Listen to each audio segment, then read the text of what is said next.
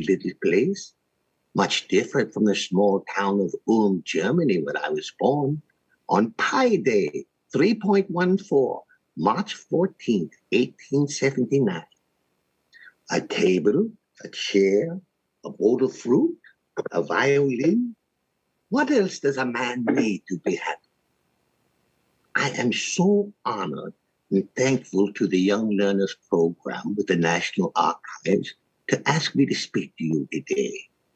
Inspiring young people to use their imagination and to understand this amazing world around us is something dear to my heart. My father, Herman, was a great mathematician, but because of his family poverty, he could not cultivate his ability. My mother, Paulina, was a strict disciplinarian who forced me to take violin lessons, which I fought against when I was young, even driving off my first violin teacher with my temper tantrums. But my mother would not give up, and soon I developed a love for music that stays with me to this day. If I were not a physicist, I would probably be a musician. I often think in music. I live my daydreams in music. I see my life in terms of music. You could say I was a quiet child. My parents were worried because I started to talk comparatively late when they consulted a doctor because of it. I could not tell you how old I was at the time, but certainly not younger than 3. I had a younger sister I adored named Maya. She and I would walk the countryside together, taking in the wonders of nature. Other than Maya, I stayed by myself mostly, working puzzles when building huge houses of cards. I was a thinker, not a speaker, although my ability to speak was fully intact. When I was just 5 years old, I fell ill, and I had to stay in bed for weeks. To keep me entertained, my father gave me this very compass. I was amazed as I turned the compass round and round, and yet the needle would continue to point towards magnetic north. This sent a chill down my spine, as I knew there had to be some kind of mysterious force behind all of nature, and I wanted to know what it was. I wanted to understand everything about the way the world works. But I'm off track again. After graduating from the Polytechnic Institute in Zurich, I imagined myself becoming a teacher in mathematics and physics, choosing the theoretical part of them based on my disposition for abstract and mathematical thought, as well as my lack of imagination and practical ability. I failed to impress the faculty or any other employer. It would be more than a year before I could find a temporary teaching job at a high school. Most of them considered me a mediocre talent at best. But the true sign of intelligence is not knowledge, but imagination. With my imagination was spinning off through space and time, which most employers did not consider a desirable trait. Fortunately, a classmate of mine from the university, a friend of mine, talked his father into getting me a job at the patent office in Bern, begged them to hire me, which they eventually did as a technical expert, 3rd class. So much for the renowned genius people would later claim I was. My job was to look at other people's inventions to see if they were unique or innovative enough to be granted a patent. To me, being a patent examiner might seem boring, but I found it stimulating, to you rather. Although no world-changing inventions crossed my desk, I admired the inventiveness of minds looking at problems in new ways, trying to find innovative solutions. I came to believe that most of the fundamental ideas of science are essentially simple and may, as a rule, be expressed in a language that is comprehensible to everyone. There comes a time when the mind takes a higher plane of knowledge but can never prove how it got there. While I was in the patent office, I began publishing papers on theoretical physics, even though I was working alone with my thought far removed from the learned men of the field. To some, my ideas were considered radical, coming from a little Jewish man from Switzerland. And even I was afraid I might have ventured too far. But anyone who has never made a mistake has never tried anything new. I would think and think and think for months and years. 99 times the conclusion proved false. The 100th time I was right. I did much of my greatest work during this period. I published papers dealing with molecular dimensions, electromagnetic radiation, statistical mechanics, and most importantly, the theory of special relativity. In 1907, I had the happiest thought of my life. I was sitting on my armchair in the Byrne patent office, then suddenly the following thought occurred to me. If a person is in free fall, he does not feel his own weight. I was amazed. This simple thought made a deep impression on me. It drove me into the direction of the theory of gravity, and thus on the way to the general theory of relativity. I saw that there was a wonderful simplicity to the universe, and this spoke to me about the existence of God. That deep emotional conviction of the presence of a superior reasoning power, which is revealed in the incomprehensible universe, forms my idea of God. And in the solitude of my own mind, as I contemplated the magnificent engineering of creation, it became clear to me that God does not play dice. To me, science without religion is lame, and religion without science is blind. What was I speaking of? Oh, yes, my general theory of relativity. I was so excited by this. The process of scientific discovery is, in effect, a continual flight from wonder. And so, I submitted my doctoral thesis to the University of Bern, and they rejected it. Yes, rejected it completely. 10 years after I graduated, I was finally granted a teaching position in physics at the University of Zurich. And so I resigned my job at the patent office, where many of my greatest insights were born. The next few years would be very productive as well. I do my best work in the solitude of my own mind, letting my imagination soar throughout the universe. Logic will get you from A to B, but imagination will take you everywhere. When word of my theory spread, so did my recognition. Suddenly, the little patent examiner was suddenly a rock star in the world of physics. When nobody wanted to hire me after graduation, I was now offered teaching positions and research fellowships around the world. Such is the way of nature. Everything is in constant motion. And just as in space, there is no down and up, so it seemed in my life. I moved from position to position, but my mind was spinning in a different direction. By the concept of gravity and its effect on light, space, and time, I realized all three could be bent by gravity. This could be proven mathematically, and so became an important part of my general theory of relativity. Why do I call this relativity? We know the laws of physics never change for an observer standing still, but bodies in motion perceive things differently, especially as they accelerate towards the speed of light. Light from different galaxies can be bent by the sun's gravity.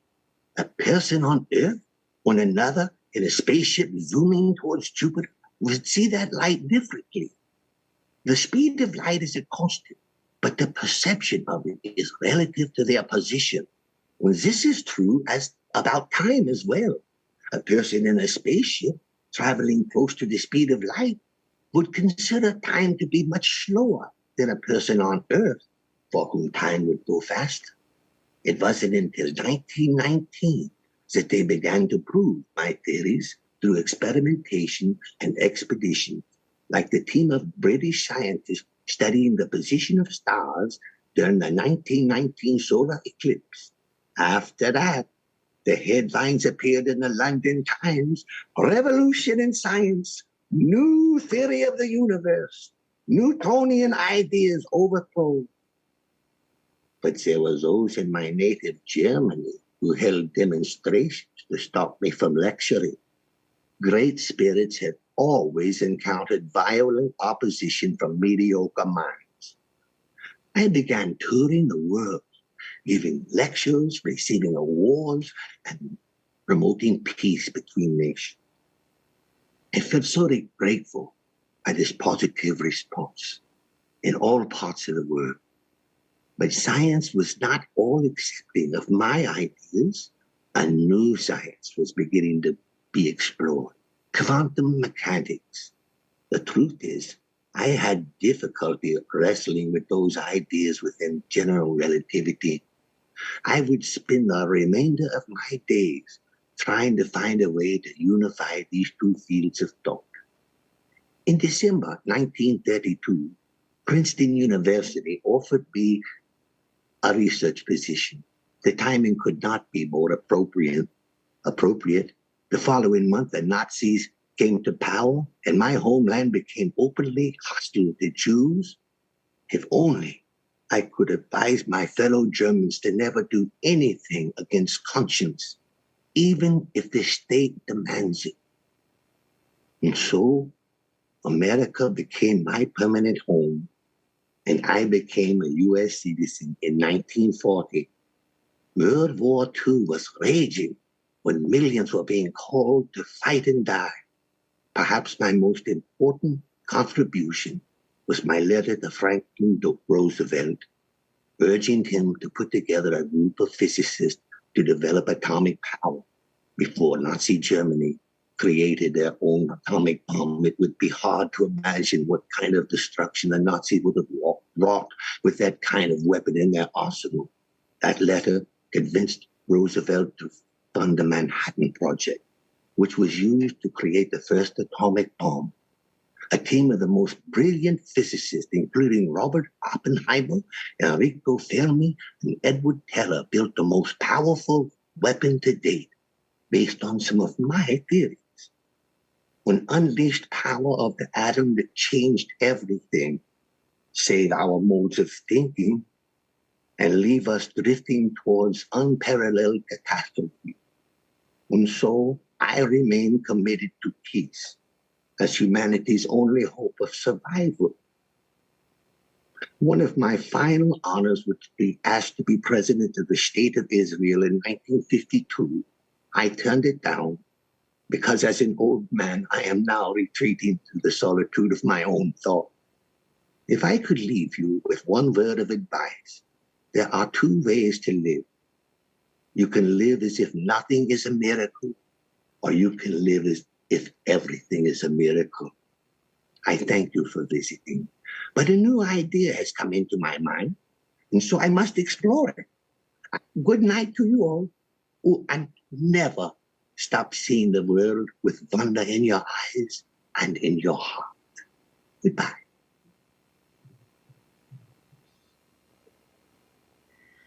Oh, thank you so much. I know that I learned quite a few things. I very much appreciate your taking the time to speak with us today. I was wondering, would you have a moment for a few questions? Oh, certainly. I always welcome questions. Oh, thank you. So a question we have is, what is it like to be a genius? Oh, a genius. Oh, good heavens, no. I have no special talents. I am only passionately curious. The truth is, when I was a child, many thought I was a slow-thinking child. My family started to believe there was something wrong with me because I would not speak. and seldom interacted with other children, even in elementary school. My teachers regarded me as a slow-thinking child. I did not answer as quickly as other children because I wanted to consider all aspects of the question. I rarely think in words at all. A thought comes when I may try to express it in words afterwards. My fellow students would often tease me because I was not interested in sports. The truth is, I was bored by most subjects and did not put any effort into learning things that did not interest me. What did interest me was mathematics and the natural world around me. I wanted to know everything, how it worked, what force drove things to behave like they do. After all, it is curiosity that propels creative ideas propels discovery, and discovery spurs innovation. Knowledge will get you from A to B, but imagination will take you everywhere. Everyone can be a genius. But if you judge a fish by its ability to climb a tree, it will live its whole life thinking that it's stupid. The important thing is not to stop questioning. Curiosity has its own reason for existing. It's a wonderful reminder for all of us.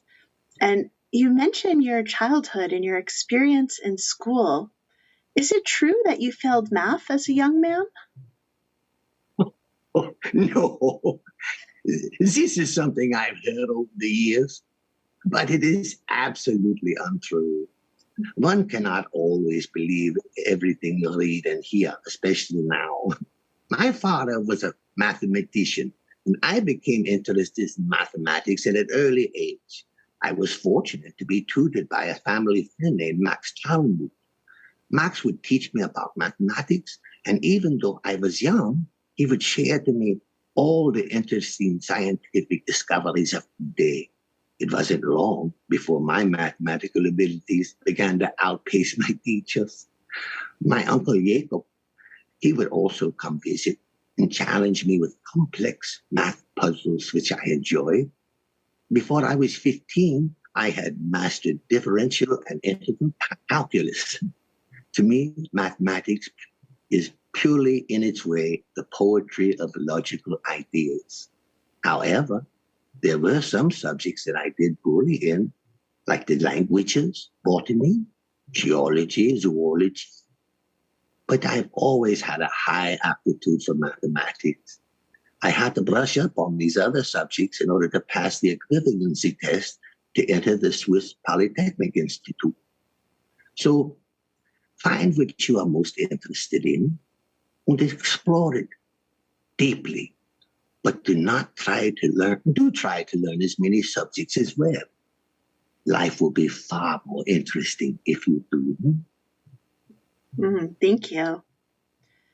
And we have just two more questions. Mm-hmm. What is your biggest regret in life, would you say? Oh, without a doubt, my biggest regret is that some of my discoveries are used not to celebrate life, but to end it. My theories, either directly or indirectly, contributed to the senseless destruction of human life. And I wrote to President Roosevelt, warning him of Germany's atomic bomb research when the needs for the United States to be first to develop such a weapon. It was under the assumption that this type of weapon would never be used. I thought that just a threat of such a weapon would be enough to convince the opposing armies to surrender. When the first atomic bomb was dropped on Hiroshima and Nagasaki, my heart bled for all those people who died. War is a terrible thing for all sides. It saddens me so to think that a great number of people consider me the father of the bomb. I am only a pacifist, but a militant pacifist. I am willing to fight for peace. Nothing will end war unless the people themselves refuse to go to war. I know not what weapons World War III will fought, but World War IV will be fought with sticks and stones. I'm sorry, I got emotional. No, we've learned so much about your legacy today and the wide variety of subjects that it includes. I think if you have time for it, we have a final question for you. Surely. Wonderful. What advice do you, as Albert Einstein, have for young people today? Oh, my advice is to always take the time away from the mundane worldly pursuits and find a distraction, whether it be music or sailing like me, or just a favorite place to go to get away and think, considering one's purpose in life. What are you passionate about? And then concentrate on that field of study. I chased my problems with a dogged persistence that had me making mistake after mistake. Anyone who has never made a mistake has never tried anything new. And above all, never let anyone tell you you are wrong or wasting your time. Remember, they all thought I was crazy. If I had listened, well, I'll leave you all to consider where we would be. So be leaders, not followers, not sheep. Learn from yesterday, live for today, hope for tomorrow. The important thing is never stop questioning. Thank you. Well, thank you so much for your wonderful advice and inspiring words. And I know that I learned so much today, and I'm sure that our viewers did as well. And now let's take one last look at the Docs Teach educational activity related to Albert Einstein's Declaration of Intention. And again, that's docsteach.org. And I hope you can join next month for our next Young Learners program. Thank you all for participating in our program today.